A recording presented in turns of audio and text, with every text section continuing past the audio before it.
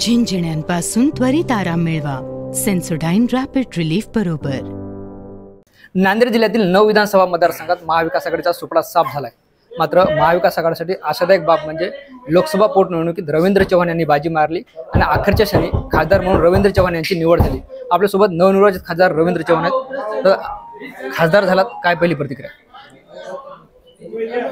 या ठिकाणी मी नांदेड जिल्ह्यातल्या आमच्या लोकसभा क्षेत्रातल्या सर्व मतदार बंधू भगिनीचे हार्दिक असे आभार व्यक्त करतो की त्यांनी लोकसभा पोटनिवडणुकीमध्ये मला या ठिकाणी विजय प्राप्त करून दिला. तसेच आमच्या सर्व महाविकास आघाडीच्या पदाधिकाऱ्यांचे मी आभार व्यक्त करतो की त्यांच्या एकजुटीचा आणि मेहनतीचा हा विजय आहे. आणि आपण जर बघितलं तर विधानसभा जे निकाल आहेत, कल आहेत, ते महायुतीच्या बाजूने केलेले आहेत. पण नांदेड लोकसभा पोटनिवडणूक ही काँग्रेसच्या बाजूने कल दिलेला आहे. अत्यंत अटीतटीची निवडणूक ही झालेली आहे आणि निश्चितच येणाऱ्या काळामध्ये महाविकास आघाडीला प्रमुख काँग्रेस पक्षाला हे आत्मचिंतन करावं लागेल आणि आत्मचिंतनातून येणाऱ्या सर्व स्थानिक स्वराज्याच्या ज्या निवडणुका आहेत त्याला सामोरे जाऊन अधिकाधिक जागा महाविकास आघाडीचे कसं आपल्याला जिंकून आणता येईल ह्याच्यासाठी प्रयत्न करावा लागेल. आपण जर बघितलं तर काँग्रेसमधून विधानसभा निवडण्यासाठी अनेक जण इच्छुक होते. त्यात नांदेड उत्तरमधून DP सावंत पण होते. पण काल त्यांच्या गळ्यात जे आहे ते भाजपाची दस्ती पाहायला मिळाली. तसा एक फोटो व्हायरल झाला. असं कसं बघताय या सगळ्या गोष्टीकडे? नाही, आपण जर बघितलं तर DP सावंत साहेब हे काँग्रेससोबत आमच्यासोबतही लोकसभेमध्ये त्यांनी प्रचारही केलेला होता. प्रचार सभाही त्या ठिकाणी त्यांच्या झालेल्या होत्या. पण नेमकं काल त्यांनी मतदान म्हणजे मतमोजणी झाल्यानंतर, निकाल लागल्यानंतर त्यांनी भाजपमध्ये प्रवेश केला.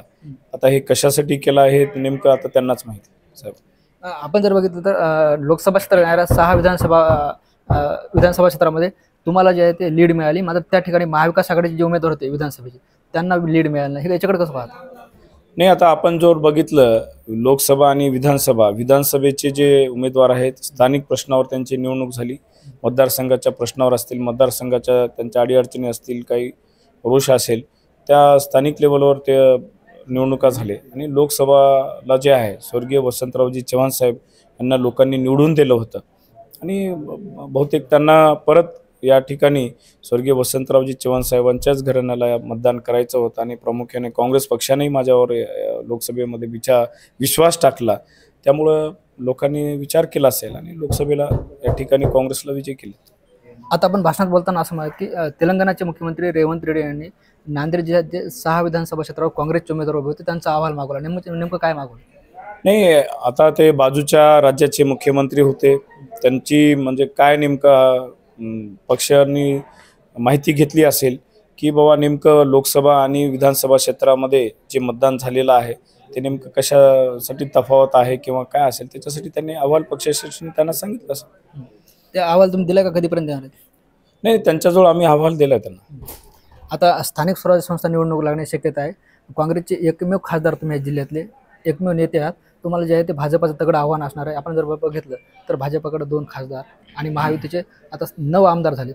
हे आव्हान कसं पाहता? नाही, तसं काही नसते. आपण बघतो 2 खासदार आणि 9 आमदार जरी असले तर गेल्या मागच्या निवडणुकीला तर सगळे स्वर्गीय वसंतरावजी चव्हाण साहेब एकटे आणि बाकी सगळे एक साईडच होते.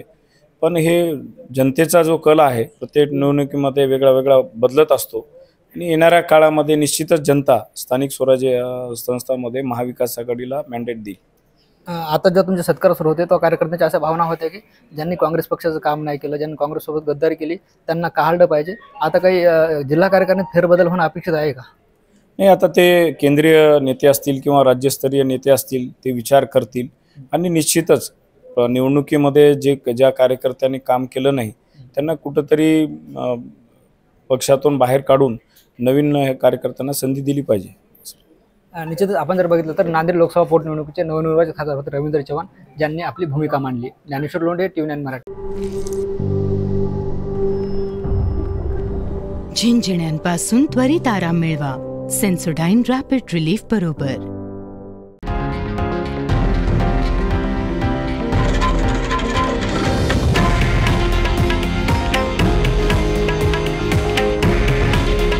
हे आहे देशातील नंबर 1 न्यूज नेटवर्क आणि आपण पाहत आहात TV9 मराठी. काळजी तुमची, हित महाराष्ट्राचं.